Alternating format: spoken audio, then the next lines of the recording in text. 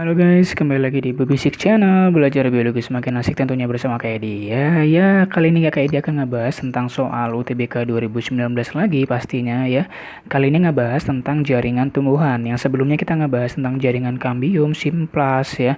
Nah, kali ini kita ngebahas tentang sel-sel parenkim ya. Nah, di sini ada soalnya, langsung aja.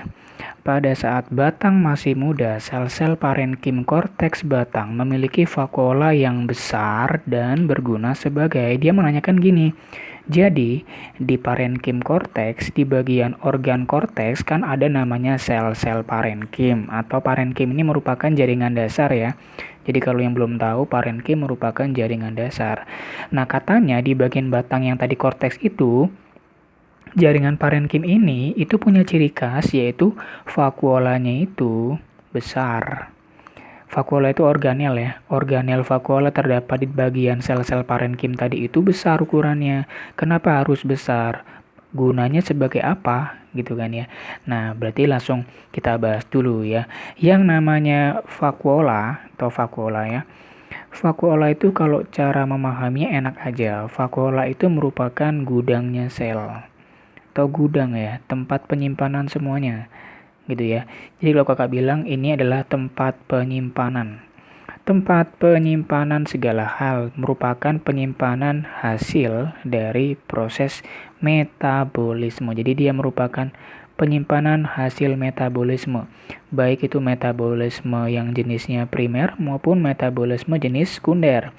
Biasanya kalau yang primer ini merupakan berhubungan dengan hasil-hasil uh, anabolisme ya. Salah satunya adalah hasil fotosintesis. Contohnya hasil fotosintesis. Kalau yang sekunder ini merupakan bagian sampingannya, misal penimbunan jenis zat tertentu, yaitu minyak atsiri kayak gitu ya.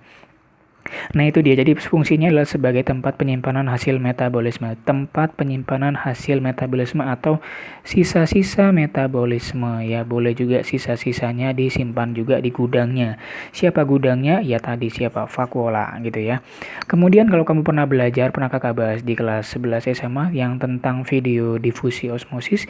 Jadi vakuola ini kalau pada tumbuhan mengatur yang namanya tekanan osmotik. Pernah dengar kata turgor plasmolisis. Jadi kalau kamu pernah dengar kata turgor sama plasmolisis, itu merupakan pengaturan tekanan osmotik di dalam sel tumbuhan yang ada ngomongin turgor plasmolisis.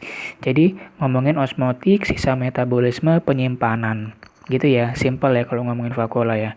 Oke, sekarang kita langsung bergerak ke bagian opsinya. Yang satu, kita mencari fungsinya ya. A. Tempat cadangan amilum. Tempat cadangan amilum, cadangan berarti dia merupakan jaga-jaga kan. Maka jaga-jaga itu sama dengan simpanan. Berarti dia menyimpan hasil fotosintesis gitu kan. Maka jawaban yang A itu benar. Tempat menyimpan hasil fotosintesis, atau yang lebihnya dibuat cadangan gitu kan. Ada fotosintesis menghasilkan produknya itu kelebihan sebagian dipakai untuk proses fisiologis dalam tubuh tumbuhan, selebihnya akan disimpan di vakuola gitu ya. Kalau yang B ini ketahuan salah. Kenapa? Alat pertukaran gas. Alat pertukaran gas ini bukan vakuola, ini adalah kloroplas, stomata ya, yang di daun, stomata. Pertukaran gas ya kan, stomata atau mulut daun. Jadi bukan B jawabannya. Kalau yang C, struktur yang terlibat dalam pemanjangan batang. Pemanjangan batang. Ini pelajaran kelas 12 ya. Kenapa batang itu bisa panjang? Bisa panjang, atau kalau kamu lihat dulu di pembahasan yang akar, ada namanya zona elongasi, zona pemanjangan. Kenapa bisa mengalami zona pemanjangan? Karena di sana ada jaringan namanya jaringan meristem. Berarti udah ketahuan salah, karena kita lagi ngomongin jaringan parenkim, bukan jaringan meristem. Jaringan meristem adalah jaringan yang suka membelah. Nanti dibagi dua, biasanya ada meristem apikal sama meristem lateral. Nah kalau yang apikal ini menyebabkan pemanjangan pada ujung-ujung organ, terutama ujung batang maupun ujung akar, sehingga akar ataupun batang bisa mengalami pemanjangan karena ada meristem apikal. Apikal merupakan ujung ya. Kemudian kalau yang D, tempat sintesis amilum.